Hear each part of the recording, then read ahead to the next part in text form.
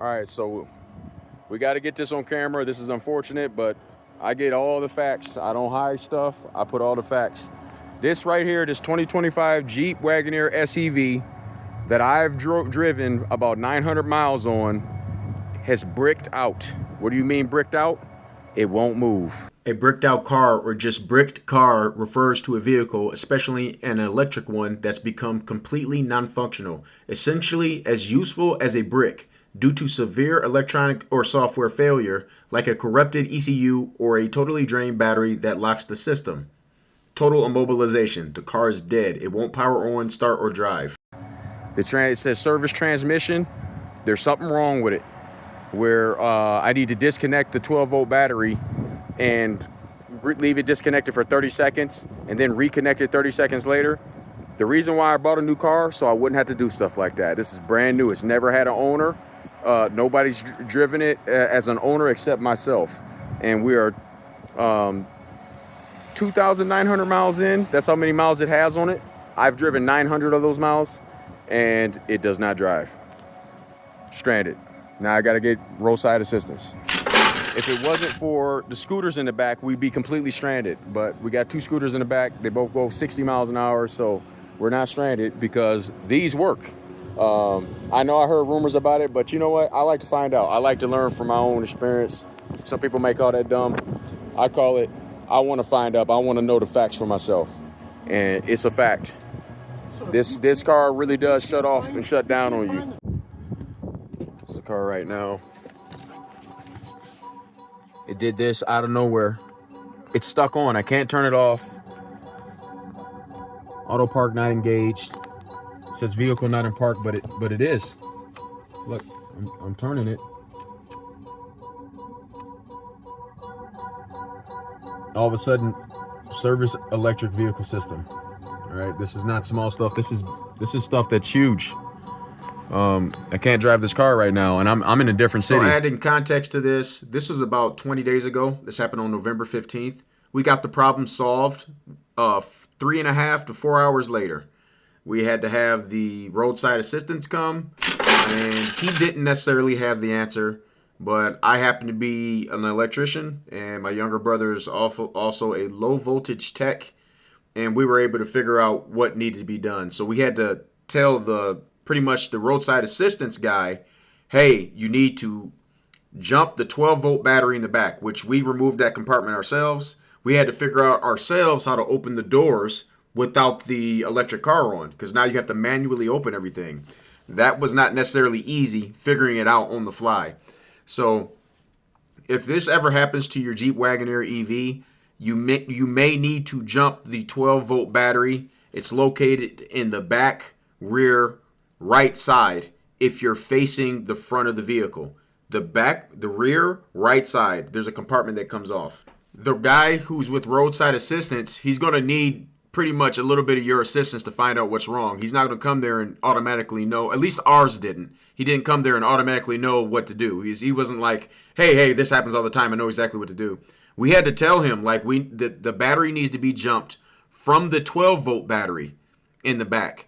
So that's what he did, and it turned the car right on, and it was almost like it reset. There were some information online that suggested that we should disconnect the 12-volt battery and leave it disconnected for 30 seconds, then reconnect it. And you should always keep a 12 millimeter on you so you can undo that nut and disconnect the battery. That's not what we did in this situation, but that's other information online. What I'm trying to do here is help other people out that have this car, because it's a terrible situation to be stuck in a different city and not know what to do. I happen to be an electrician, and my younger brother works with these kind of things, so we can figure it out, but you might not be in the same situation as me with that knowledge. So I'm just offering this information if your Jeep Wagoneer ever ends up getting bricked.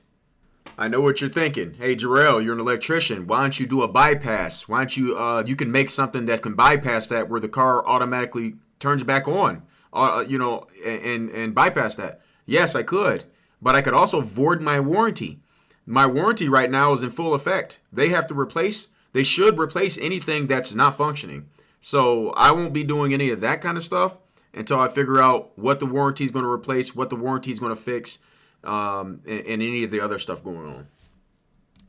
Okay, so another thing that I don't like about this car is that the range that I'm getting right now in the wintertime, in the cold, the situation is I stay in an apartment. It doesn't go in a warm garage. It doesn't charge at home. All right, so here's what the range is.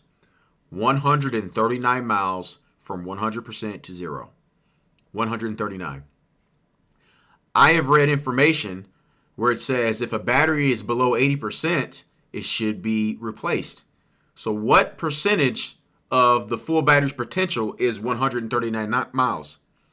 That would be exactly 45.9%. That is far below what is supposed to be reasonable for having a replaced battery. So I'm within warranty for everything. The battery is supposed to give me a range of 303 miles.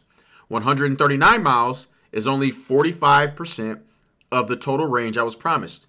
Now, we expect to lose some range in the wintertime, but not that much. I have to charge the car every single day at the range this short. There's a few things that I do understand about batteries, being an electrician. And not only that, I study batteries, and I have an electric scooter, and I've worked with batteries. So a battery it's not good for a battery to sit around on 100% all day. And this car sat in the lot since 2024. And it was the demo car, and it had about 1,700 miles on it when I bought it. So between when it's in the lot and it's sitting around, if it was sitting at 100% charge, that's stress on the battery. Now, I mean, I'm an electrician. Correct me if I'm wrong. You're not supposed to let a battery hold 100% charge and just lay around on the lot, especially not for a year. It's supposed to be at 50%. Somewhere between 40 and 50% is a good space for the battery to be when you're not driving it. Yes, if you charge it to 100%, if you're going to take it on a trip, but if you know it's going to be sitting for days, you don't want that battery at 100%. That's stressful to the battery. So that could have deteriorated the battery. I'm speculating. I don't know this for sure, but all is good. I asked questions about the warranty because these things could happen. Software issues, electronics, battery not getting the range it tells me, battery shutting off, car shutting off. I'm within warranty for absolutely everything, and I'll be getting updates on how easy it is to navigate getting those warranties to move into effect and getting these things fixed. So why did I buy this car? I bought the car because I really do like the car. The smoothness, the quietness, the speed, the power, the range, all these things I like. The tech inside, the self-driving, the partial self-driving, the cruise control, all this stuff I like. The color, the look, the space, I like all this stuff. However, when it doesn't do that, it doesn't give me 303 miles. It gives me 139. I don't like that. When it's a new car but not reliable like a new car, I don't like that. Being stranded in a different city, who would like that? Nobody likes that. So, yes, I like the car when it's working.